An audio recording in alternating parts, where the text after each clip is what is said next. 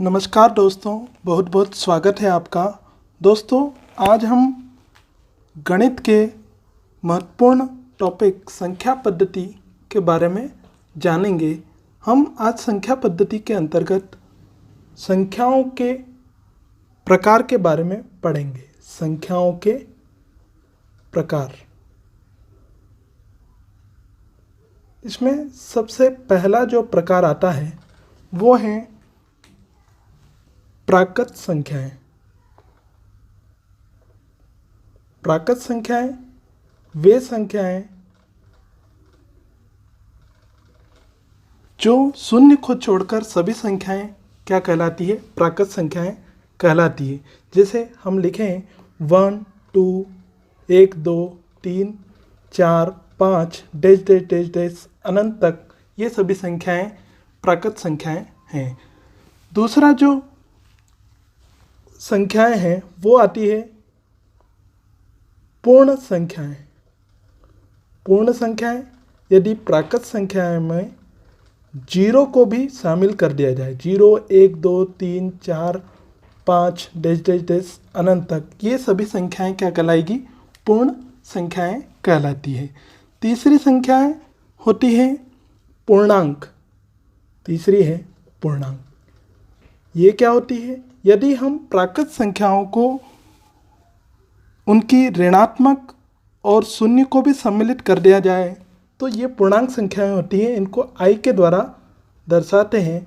इन्हें हम लिखें तो इस प्रकार होगी dash dash dash -3 -2 -1 0 1 2 3 dash dash dash. तो ये सभी संख्याएं पूर्णांक संख्याएं कहलाएगी।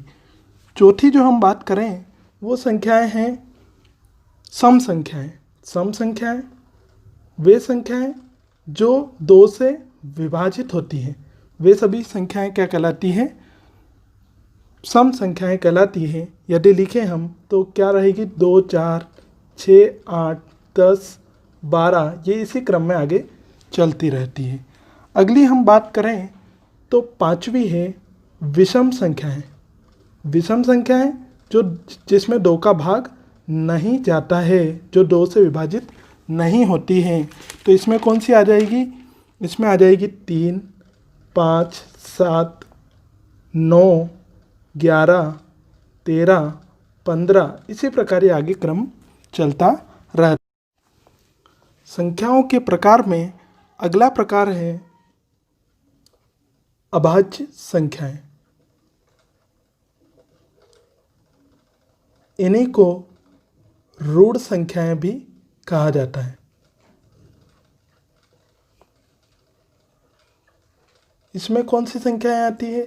तो इसमें जिन संख्याओं के केवल 2 गुणनखंड 1 तथा वह स्वयं है शामिल होते हैं, वे संख्याएं क्या कहलाती है? अभाज्य संख्याएं कहलाती है। इसमें जैसे आप उदाहरण ले सकते हैं 2 3 5 7 11 13, इस प्रकार ये क्रम आगे और रहता है।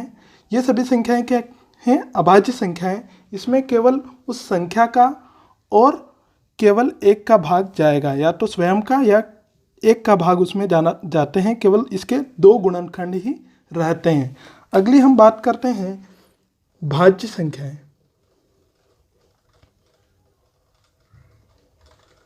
इन्हीं को हम कहते हैं यौगिक संख्या, भी इन्हीं को कहा जाता है। इसमें कौन सी संख्याएं आती है?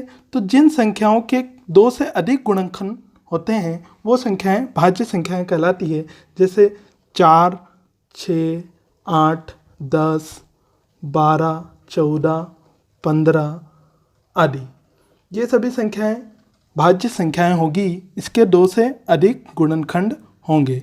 तो यहाँ पर एक सवाल आता है कि 1 को किस में रखते हैं? 1 भाज्य संख्या है या अभाज्य संख्या है? तो 1 जो है ये अपवाद है, ना तो इसे भाज्य में रखा जाता है और न ही हम इसे अभाज्य संख्या में रखते हैं। तो दोस्तों, आपको ये याद होना चाहिए कि आगे बढ़ते हैं। संख्याओं के प्रकार में अगला जो प्रकार है वो है परिमेय संख्याएं। परिमेय संख्याएं। अब ये क्या होती है परिमेय संख्याएं? वे संख्याएं जिसे हम p बटा q के रूप में निरूपित कर सकते हैं। दोस्तों p अपॉन q के रूप में हम जिसे दर्शा सकते हैं, जैसे आप इसमें उदाहरण ले सकते हैं, जैसे 2/3, 5/7, 7/5, या और भी ले लो जैसे 9/11। ऐसी कोई भी संख्या है जिसे हम p अपॉन q के रूप में दर्शा सकते हैं, वे संख्याएं क्या कहलाती है? परिमेय संख्याएं। और अगली बात करें वो होती है अपरिमेय संख्याएं। ये क्या होती है? वे संख्याएं जिसे p अपॉन q, p बटा q के रूप में हम नहीं दर्शा सकते हैं, वे संख्याएं क्या कहलाती है? अपरिमेय संख्याएं कहलाती है। जैसे उदाहरण लेते हैं, जैसे √2, √5, √7, ये सभी कौन सी संख्याएं हैं? अपरिमेय संख्याएं हैं। यहाँ पर एक महत्वपूर्ण प्रश्न आता है कि पाई क्या है? क्वेश्चन आता है पाई क्या है? परिमेय संख्या है या अपरिमेय संख्या है? तो इसका उत्तर जाता है अपरिमेय संख्या। पाई क्या है? अपरिमेय संख्या है। क्यों है? बहुत सारे यहाँ देखते हैं पाई का मान होता है 22/7, तो ये तो p अपॉन q के रूप में व्यक्त हो रही है, तो इसे हम क्या कहेंगे? परिमेय संख्या। लेकिन ऐसा नहीं होता है। पाई क्या है? एक गणितीय चिन्ह है, गणितीय चिन्ह है, और कोई भी गणितीय चिन्ह है उसे हम कहाँ गिनेंगे? अपरिमेय संख्याओं में उसे हम काउंट करेंगे। संख्याओं के प्रकार में अगला 10वां प्रकार है उत्तरवर्ती,